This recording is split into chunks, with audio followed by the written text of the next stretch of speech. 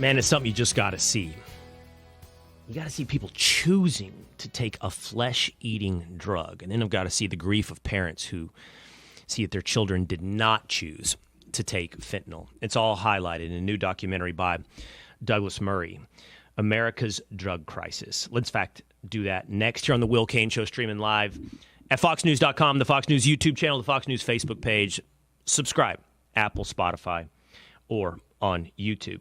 He is the author of 7 books, including The War on the West. He's a columnist at the New York Post, and as I mentioned, also a documentarian of Douglas Murray Investigates America's Drug Crisis. Hey, Douglas.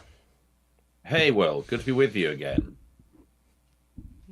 So I watched your documentary. It's 26 minutes. It's a nice length. It's, man, it's something. I mean, we can talk about it, and statistics are cold, and sometimes even listening to someone's family who's been lost to fentanyl, I don't want to say that it's harder to resonate with that, but when you just see firsthand these people choosing to take drugs like Trank and just watching their own skin eat away from them, it's just something to see on your television screen. Has got to be something to see in person, Douglas.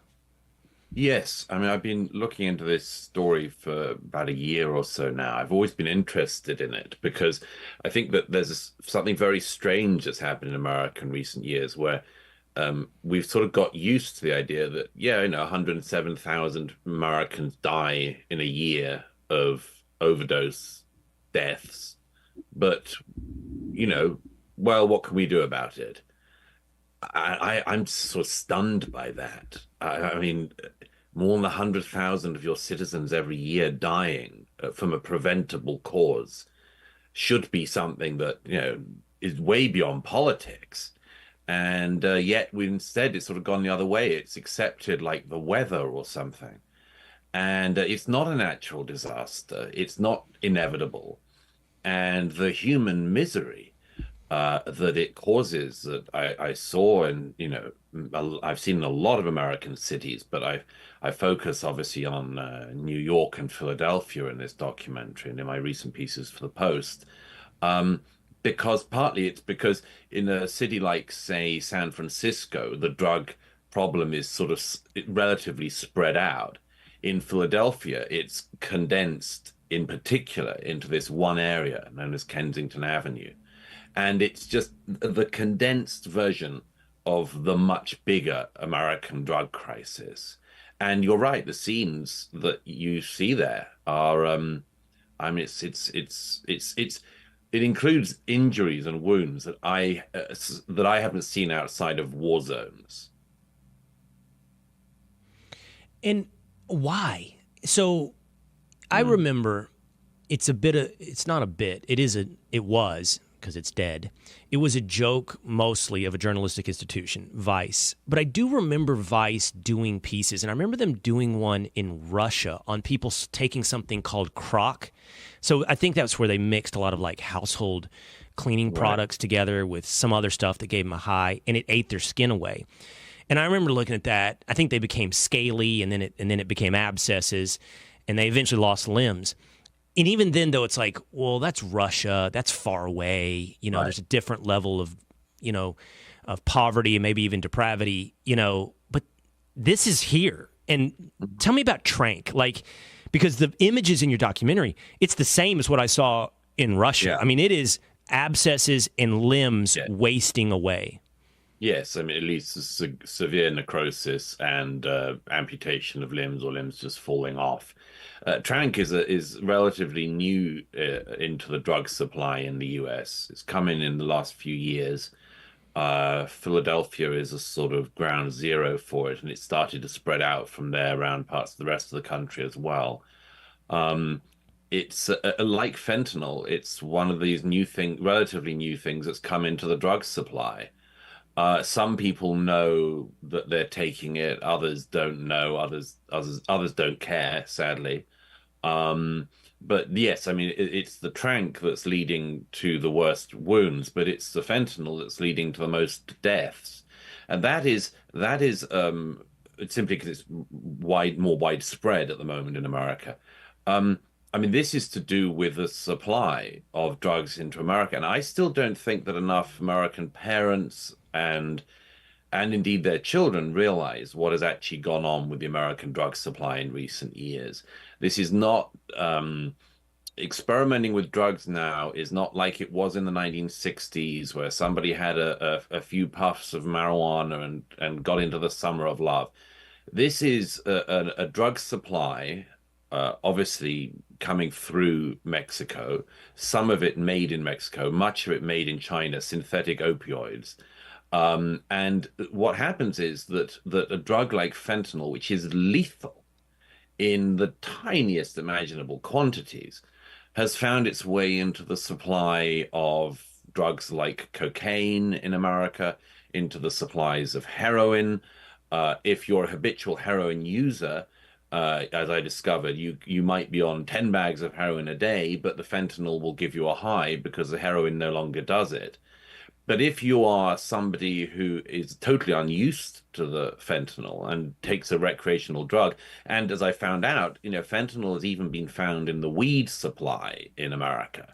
So, and there are people who have died thinking they're going to smoke a joint, and the joint has got fentanyl in it, and the catastrophic injuries this causes.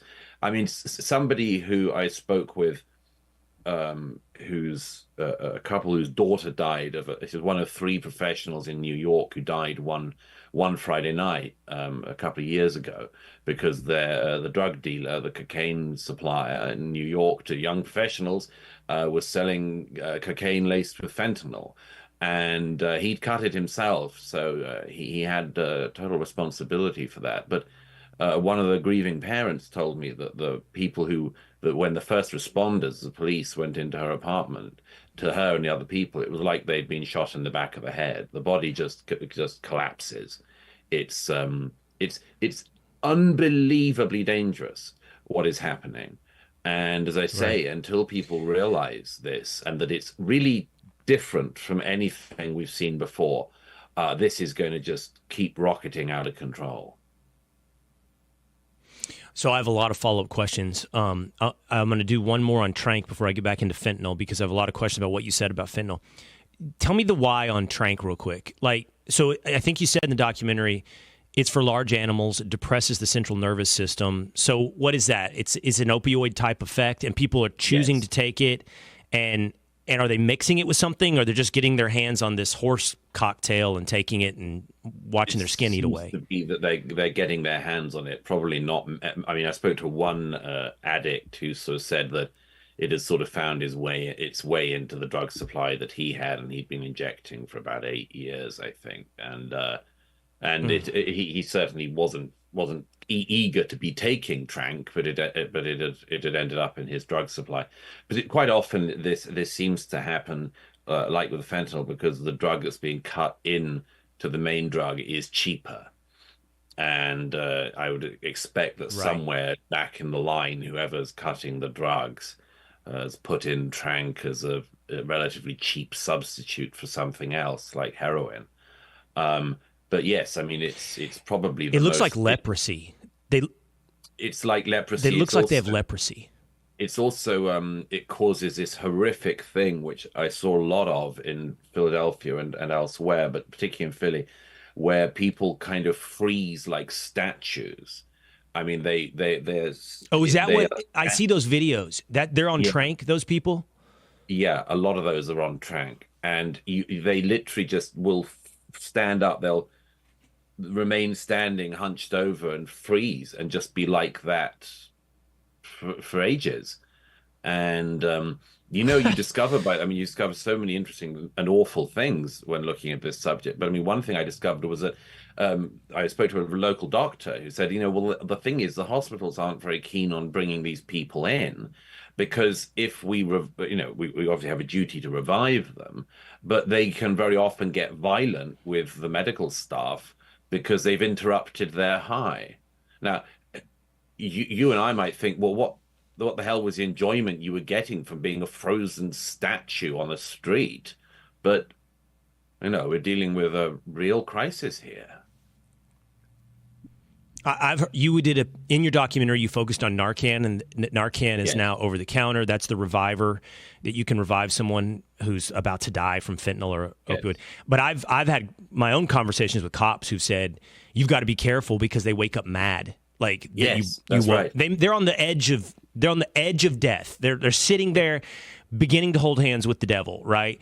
And Yeah. you bring them back to the life, and they're mad you messed up their high with Narcan. That's right. And by the way, lest anyone think again that this is some kind of fringe problem in America, Narcan, you've just referred to, the thing that can revive somebody from an overdose. It's a nasal ingestion spray, and you just shoot it up somebody's nose, and it kind of kicks the brain back to life. Um, you know, Governor Hochul and the health authorities in New York State recommend that all New Yorkers carry Narcan with us. That is the recommended health advice Gosh. for New York State, that every New Yorker should be walking around with Narcan. Now, you may say, why? Because of the enormous number of overdose deaths in New York. Now, again, going back to what I said at the beginning, Will, that's not normal, or it shouldn't be normal. That is the health advice for New Yorkers, that because you're likely to stumble over somebody overdosing on the subway, in the street, or at a party, you should have this thing that was previously only used and needing to be used by medical professionals. Mm-hmm. I didn't realize. So I've seen those pictures, and they all come from that Kensington Street in Philadelphia of those people frozen, like you said. And what's wild about them being frozen is they're so off balance. Like they look like they would tip over with the slightest push. So I don't know what it is in Trank. It shuts down the central nervous system, but somehow maintains some ballerina balance in there. I don't know how they're standing, is the point. They should be on the ground. I don't get it. Well, a What lot the of drug is people are doing. on the ground. I mean, I saw a guy inject an overdose, and I don't know if he overdosed. He certainly injected just as I was there, and so went staggering down the street, and these bizarre movements, as you say. It's like the body in flight. And then he just sort of collapsed down the street and lay there, and one of the sad things about it, a young schoolgirl, a young Black American schoolgirl, walked past, said to me, "Is he dead?" I was just checking that his lips weren't going blue. I said, "I don't think so." And she said, "This is effed up. This is effed up." That was Yeah. her. This is a schoolgirl. Wow. Like, why is she growing up in a city in which that she's just used to treading over potentially dead bodies? Right. Like, Back to fentanyl. So, the answer is easy, and I think you've already given it to us. I guess the answer is tolerance. But we talk so much about fentanyl and how, like, 1 microgram of fentanyl can kill you. But then you've got in your documentary a guy outside of, by the way, a safe use center shooting it up himself. Fentanyl. He's got a needle and he's yeah, shooting fentanyl into his arm. I'm right. like, how is he doing that when we hear all these stories of other people who encounter, even cops, some microgram of it and get killed? And I guess the answer is just tolerance. It's a tolerance thing. I discovered that guy in question. Yes, that was just in Washington Heights, um, and he uses heroin, therefore needs, and the heroin um, that he takes keeps him. I didn't realize this until then. It just keeps you at a level. It doesn't actually give you the high after a certain amount of time. So the high is sought from the fentanyl. Now he has a particular tolerance for it because he's obviously doing it all the time. And he burned up the fentanyl, shot it up in front of me in the street, which I didn't ask him to do. He just showed me. And there was a cop car just behind us, and there were the lights flashing. I was sort of, you know, couldn't believe it really. But I also spoke to a dealer in on camera who said to me that the he said that the danger with his clients was that if they're taking heroin plus fentanyl and they go into prison for some other offense, or sometimes a drug related offense, not often it seems, the danger point is when they come out because they're immediately trying to go on what they had before. Whereas in fact, if they've had any withdrawal in prison, which they're likely to have done, their tolerance for the fentanyl has gone back down. So he said actually quite often what Oh, happens is right. people come out of prison, they take what they were taking before and they die. Um, I've so heard that it's about clearly, rehab as you said, as well. tolerance thing. Yeah. Yeah. Yeah, people that go to rehab don't realize their tolerance has been totally adjusted, do what they did before they went into rehab and die.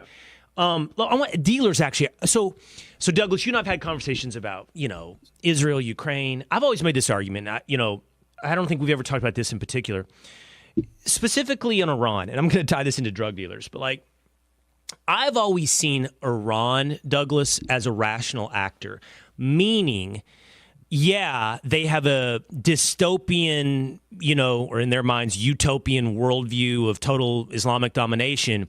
But in pursuit of that irrational goal, they will make rational choices, meaning self-preservation, survival. That's the most, ultimately at the base, that is the most rational human motivation. Like, if we all understand that everybody on the same page wants to continue to survive, we can at least move forward with some rational steps. That's the hard thing about a suicide bomber. Can't do anything about that guy. He's off the reservation when it comes to reason. The drug dealer is a rational actor. Like, he doesn't want to get busted. He doesn't want to lose his clientele to death.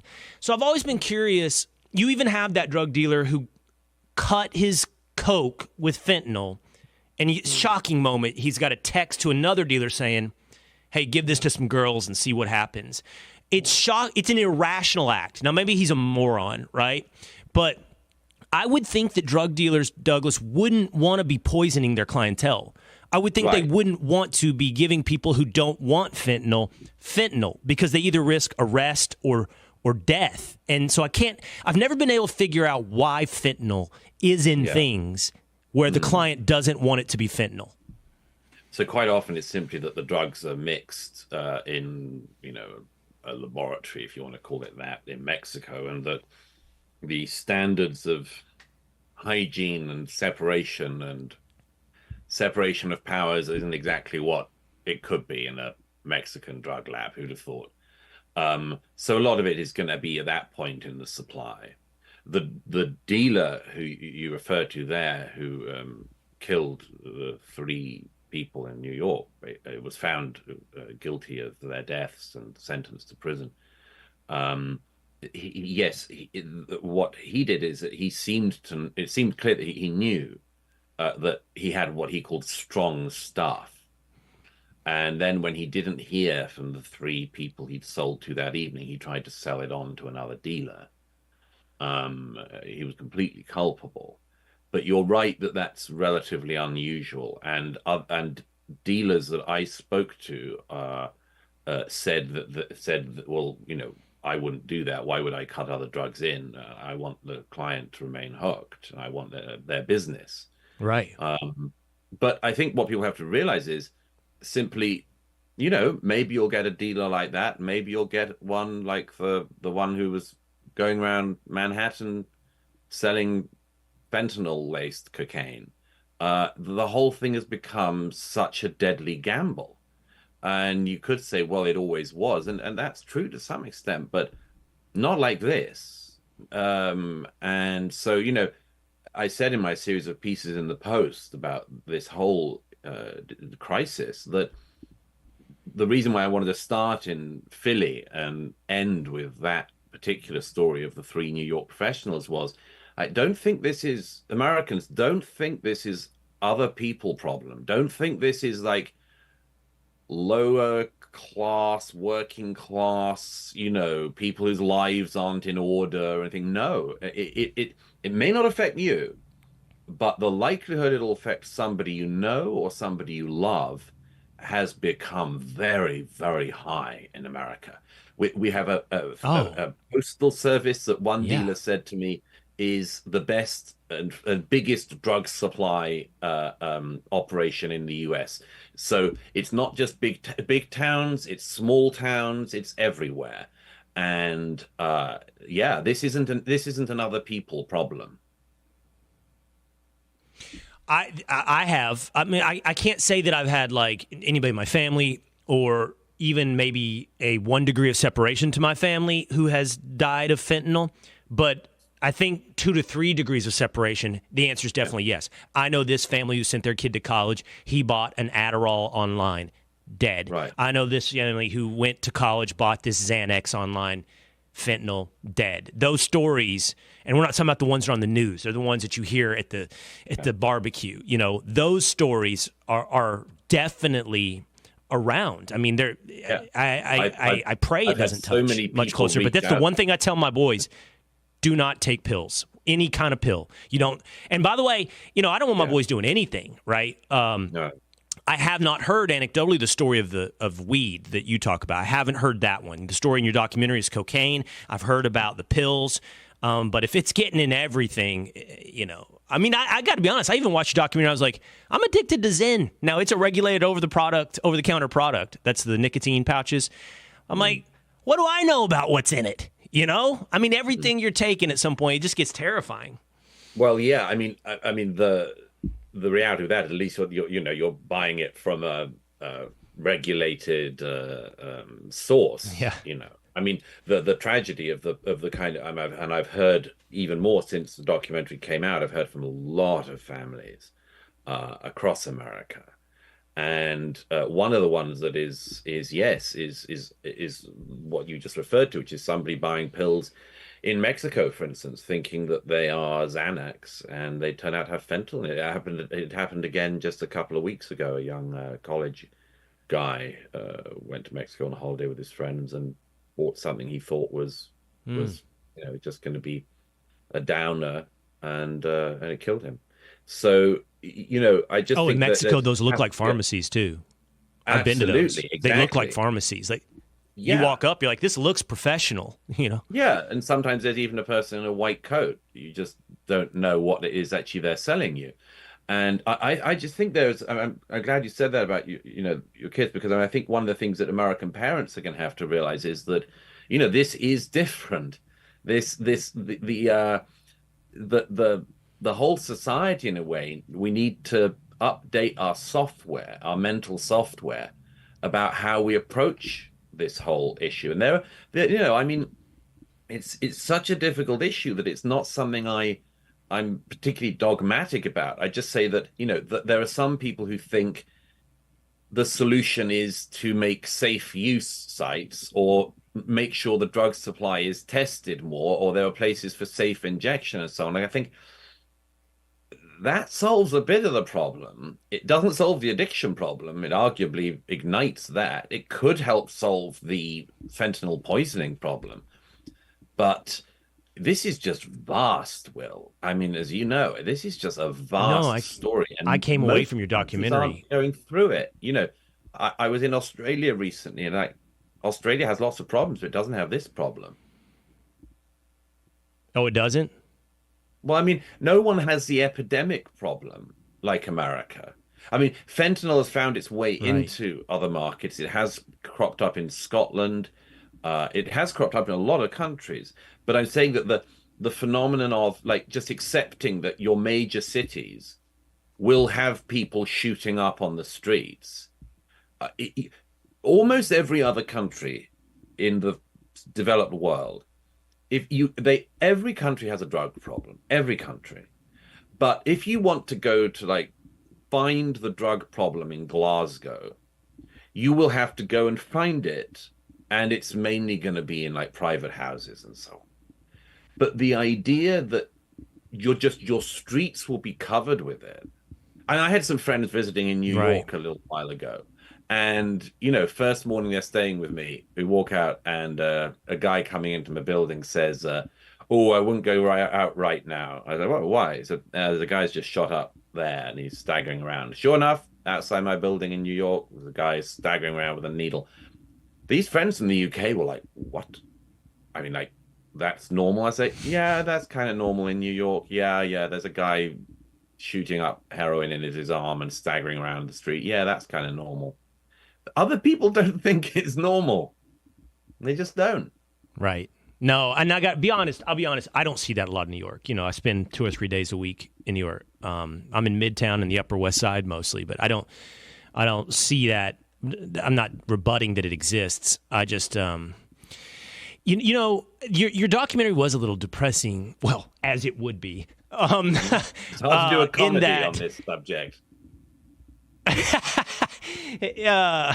Well, like you said, like you don't provide us at the end a solution, and No.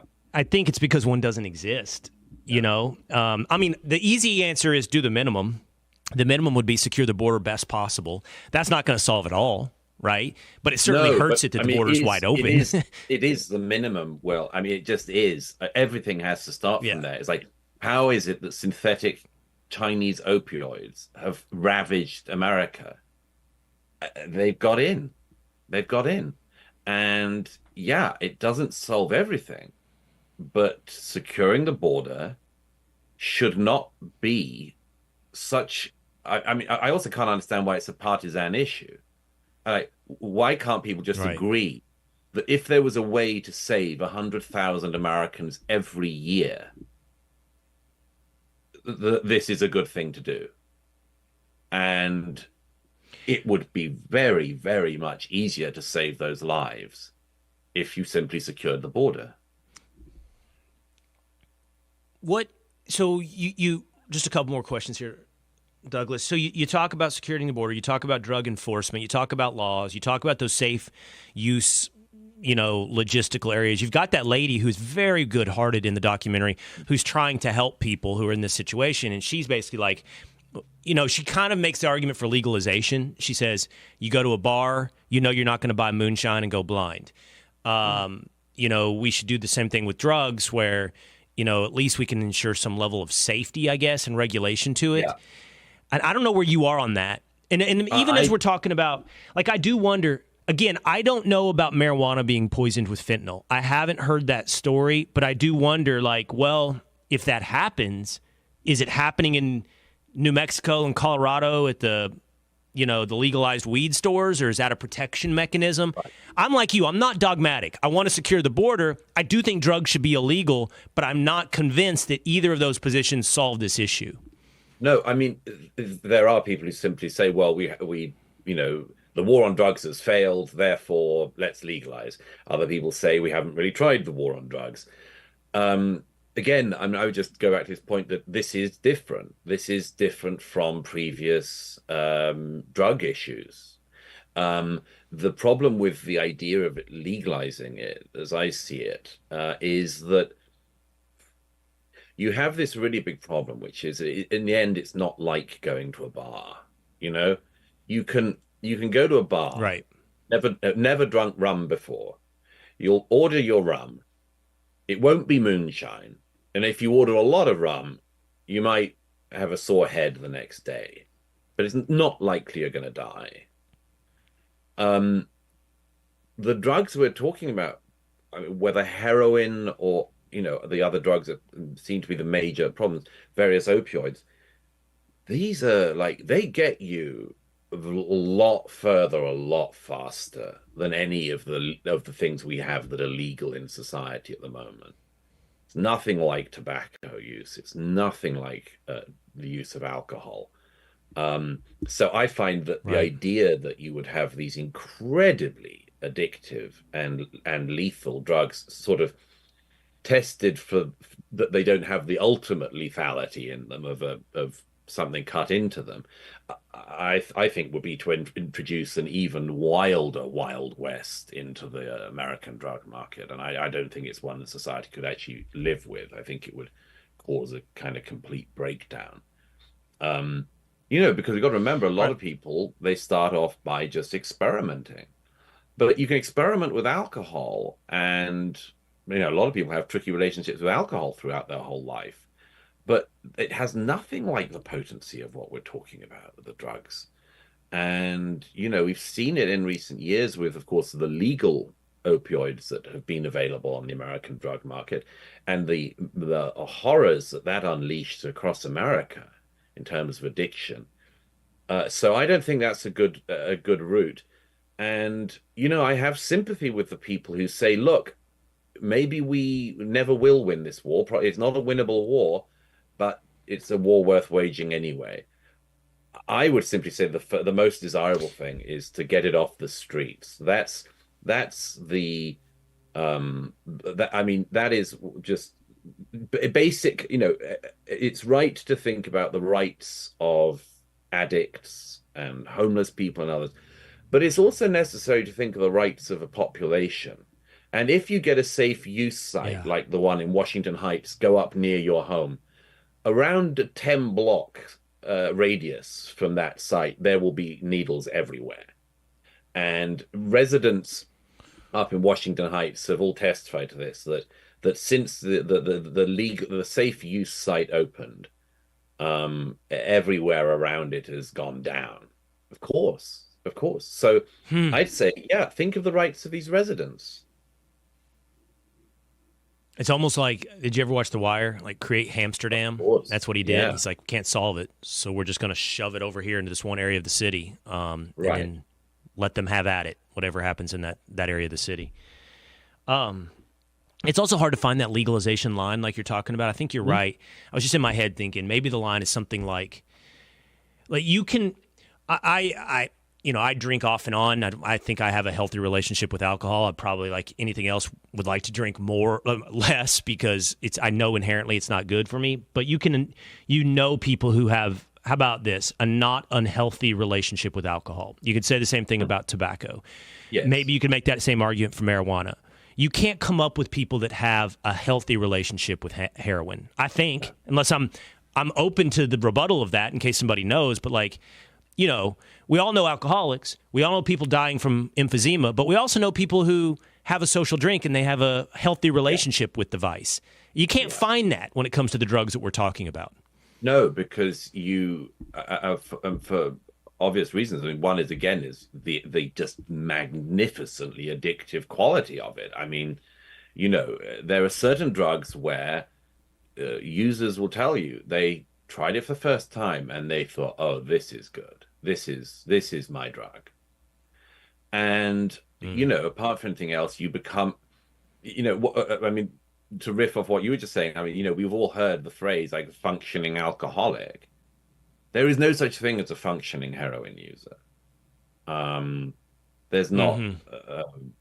a, a functioning injector of hardcore drugs. Uh, by nature, it will take over their life. And again, on the toxicity thing, I mean, there's other drugs I didn't have time to go into in this documentary, but other drugs that are sort of seen as being party drugs, where again, because the strength has upped, it used to be like 18 months from getting onto the drug to like the bottom falling out of your life, which means, you lose all your friends, you lose your partner, probably and you'll lose your house and your job. Now, the strength of some of these drugs, it means basically your life falls apart within a couple of months. And, Jeez. you know, that's that's not enough time to calibrate, really. That's like people say, oh, I needed to hit rock bottom. I go, no, you didn't need your life to hit rock bottom that fast and at a young age very often. So, I All right, mean, last thing. Street. I'm sorry to interrupt. Go ahead. no, no, I'm saying, so, I mean, this is another example of like, we have to be wiser to this. Parents have to be wiser to this. Kids have to be wiser to it. That we're dealing in a totally Yeah. different market now. Streets of Kiev for sure, and various parts of Ukraine. West Bank, Israel. Where does Kensington and Philadelphia or Washington Heights late at night rank on your I don't feel so safe where I am right now scale? Quite high, actually. Quite high. I mean, I've been in plenty of Really? war zones, and one of the things about war zones is that you kind of always, or at least my view is always, I take the view on rockets and things, which is that it's just a roulette. It may land on you, it may not. But there's a sort of fatalism about it. The only really unpleasant thing in a war zone, I think, is when you've got a sniper on you, and that's unpleasant because it feels personal. Well, it is personal. But the places like Kensington after dark, the problem is it can all just go south so fast. You just need one angry addict. I mean, I learned when I was there that a lot of the users come in the daytime to buy their drugs and then get out because they know it's unsafe after dark.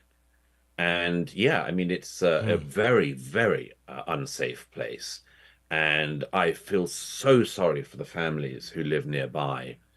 One of the unacknowledged, consequences. It's not their fault they happen to be in an area that's not that well off, but they did not need to live in an area where it's unsafe to go out of your house and where you will see unbelievable scenes all the time. And so, yes, and I just had one other thing, which is there is an element to this, which again, I don't understand the lack of urgency about this.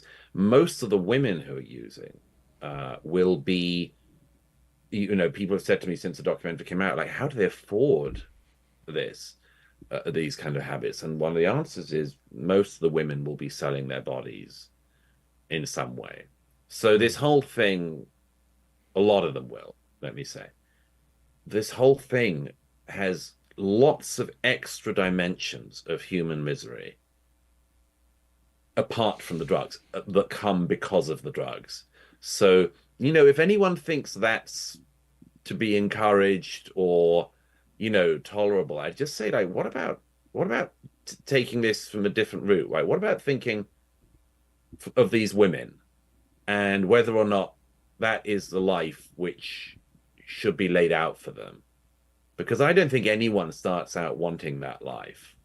And they've got into it because of a toxic drug supply and a set of bad life decisions, which, we would all hope not to make, but people make them. Right. And that's one side of the spectrum. The other is the intentional poisonings that take, as you point out in the documentary, America's youth.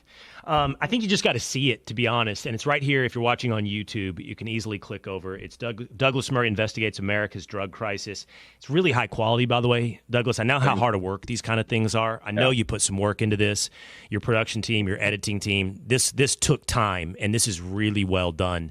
So I think everyone should check it out. And I appreciate you jumping on with us today because after seeing it, I really want to talk about it. Thanks, Douglas. No, it's a great pleasure. Great to see you, Will. Take care.